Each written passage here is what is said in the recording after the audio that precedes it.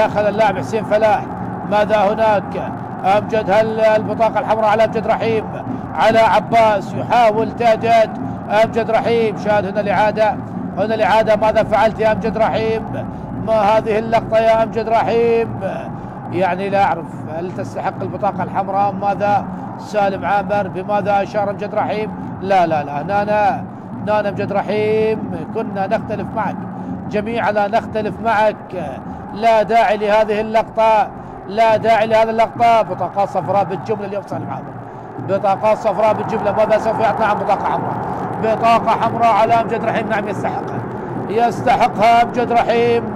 لقطة خارجة تماما عن الروح الرياضية. أنت لاعب كبير، مثلت 3 أندية جماهيرية، سنوات وخبرات كبيرة في دورينا. بطاقة حمراء في بداية الشوط الثاني تربك حسابات علي عبد الجبار. أمجد رحيم لا داعي لهذه التصرفات. أنت لاعب خبرة واستحقيت هذه البطاقة الحمراء بسبب لقطة خارج الروح الرياضية. نعم أنت يعني لاعب معروف بأخلاقك، لا حارس مرمى معروف بهدوءك، لكن هذه اللقطة تجاه الجماهير غير مقبولة، مرفوضة تماما يا كابتن أمجد رحيم. وبطاقة حمراء. شاهد حتى جلال حسن. نعم أنت قائد أنت قائد بالفطرة يا سيد جلال حسن، كابتن منتخبنا الوطني وكابتن نادي الزوراء. لا داعي لهكذا لقطات، لا داعي لهكذا لقطات من قبل الإداريين، من قبل أعضاء الفريق. بالنسبة لفريق نفط ميسان، وأمجد رحيم يغادر بالبطاقة الحمراء. علي عبد الجبار في حيرة من أمره في بداية الشوط الثاني. ومن يطرد حارس المرمى يعني جلال حسن. ولاعبين نفط ميسان يطلبون من الجماهير الهدوء، وبالتالي أمجد رحيم يغادر بالبطاقة الحمراء. لا داعي لهكذا اللقطات. والله هذا المفروض أخرج خارج الملعب، هذا المفروض أخرج خارج الملعب. نعم خارج الملعب تماما. هكذا أشخاص لا يستحقون دخول أي مباراة. يعني هكذا أشخاص يعني جريمة بحق الرياضة اللي يتواجدون في هكذا ملعب. نعم خارج الملعب تماما.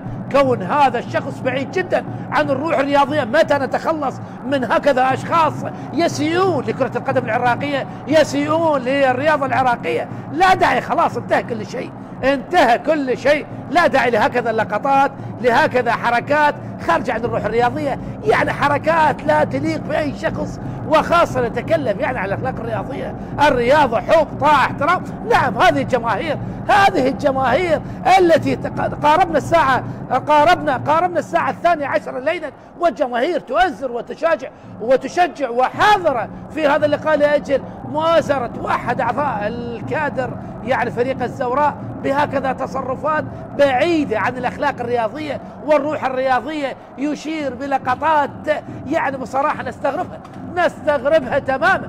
نتمنى أن تكون عقوبات شديدة من لجنة الضباط من الاتحاد العراقي لكرة القدم لهكذا لقطات مسيئة وتسيء، ليس فقط تسيء لكرة القدم، لا، وإنما تسيء حتى للمجتمع العراقي المعروف بأخلاق الحميدة، المعروف بالصفات الجيدة. وهكذا أشخاص أكيد هم دخيلين على الرياضة. ونتمنى أن نستأصل هؤلاء الأشخاص من الرياضة، كونهم سرطان يستشري في رياضتنا. وأتمنى طبعا يعني صحيح الكلام قاسي، لكن يحتاج هكذا قسوة لهكذا أشخاص. نحتاج القسوة، نحتاج الانضباط والضبط القوي لهكذا أشخاص يسيئون لرياضتنا.